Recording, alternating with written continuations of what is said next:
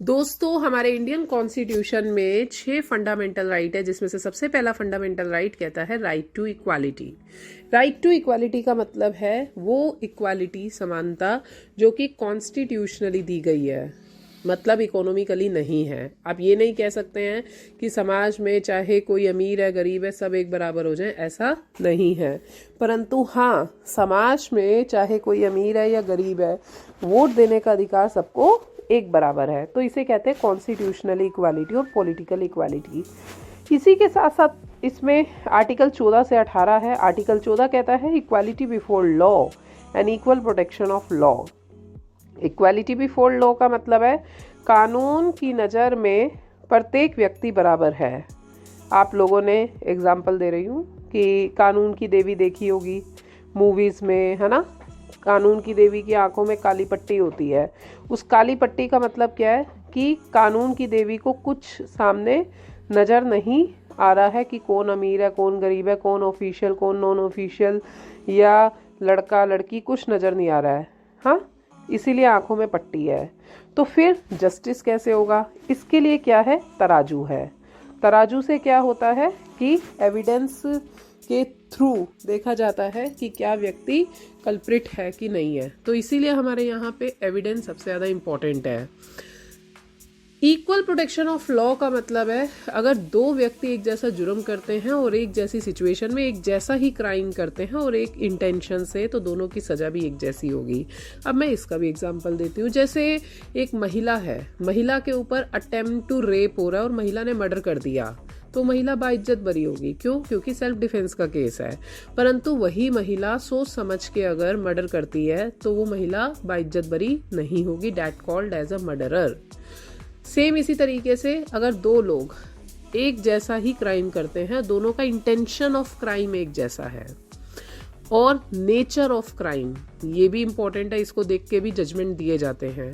Nature of crime और intention of crime एक जैसा है तो सजा भी एक जैसी होगी। परंतु इसका अपवाद भी है। हमारे भारत के राष्ट्रपति या vice president, IAS, IPS, IFS जब तक अपने पद पे हैं, इन्हें जेल में बंद नहीं किया जा सकता है। ये है आर्टिकल 14। आर्टिकल 15 की बात करते हैं। किसी भी व्यक्ति के साथ जाति, धर्म, लिंग, जन्म स्थान, नस्ल इत्यादि के आधार पर भेदभाव नहीं होगा। तो जो पहले कहते थे ना कि हाँ भाई ये इस जगह पे बर्तन नहीं छू सकते हैं, या मंदिर नहीं जा सकते हैं, या रेस्टोरेंट में नहीं जा सकते हैं, तो अब ऐसा नहीं है। आर्टिकल 15 के अंतर्गत हर व्यक्ति को स्वतंत्रता का अधिकार है। पर हाँ, कस्टम जब बीच में आ जाता है तो यहाँ पे सुप्रीम कोर्ट के जजमेंट लोग नहीं मानते हैं। जैसे सबरीमाला टेम्पल, ये एक्सेप्शन है। सबरीमाला टेम्पल में महिला अलाउड नहीं है। सुप्रीम कोर्ट ने कहा आर्टिकल 15 का हनन है तो महिला अलाउड है। पूरा का पूरा मिलिट्री बैठ गया और फिर भी 2 महिलाएं अंदर प्रॉपर एंटर नहीं हो पाई। क्यों? क्योंकि वहाँ पे उनका कस्टम है। तो इसके बाद फिर सुप्रीम कोर्ट कहता ओपन कोर्ट करेंगे।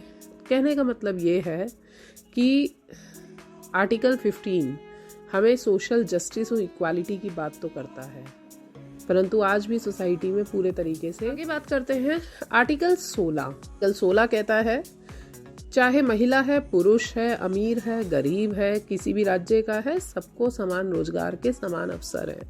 There is equal opportunity of public sector employment.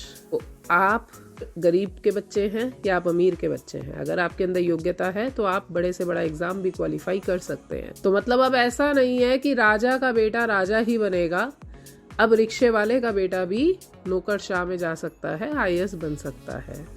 Article 17 की बात करते हैं। आर्टिकल 17 कहता है एबोलिशन ऑफ अनटचेबिलिटी। जैसे पहले सोसाइटी में होता था कि भाई बर्तन टच नहीं करना है, अरे ये तो लोअर कास्ट का है, दलित है, इस तरीके से अब नहीं होगा। अब एक तो कॉन्स्टिट्यूशनली मना है, ऊपर से SC ST एक्ट है, तीसरा अनटचेबिलिटी ऑफेंस एक्ट है जिसको सिविल राइट एक्ट कहा गया 1977 में, मतलब नागरिक अधिकार अधिनियम, कि आप किसी व्यक्ति के साथ अनटचेबल बिहेवियर नहीं कर सकते हैं। इसके अलावा आर्टिकल 18 एबोलिशन ऑफ टाइटल।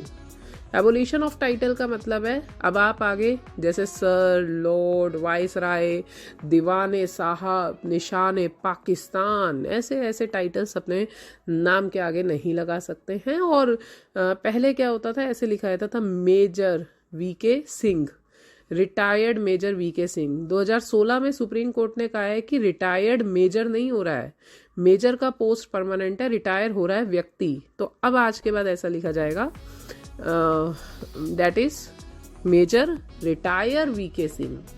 तो आप समझ गए हैं कि आप विदेशी किसी भी प्रकार के टाइटल को एक्सेप्ट नहीं कर सकते हैं आर्टिकल 18 के अंतर्गत, परंतु हाँ आप जैसे शिक्षा हो गई या फिर मिलिट्री हो गई, उस टाइटल को एक्सेप्ट कर सकते हैं।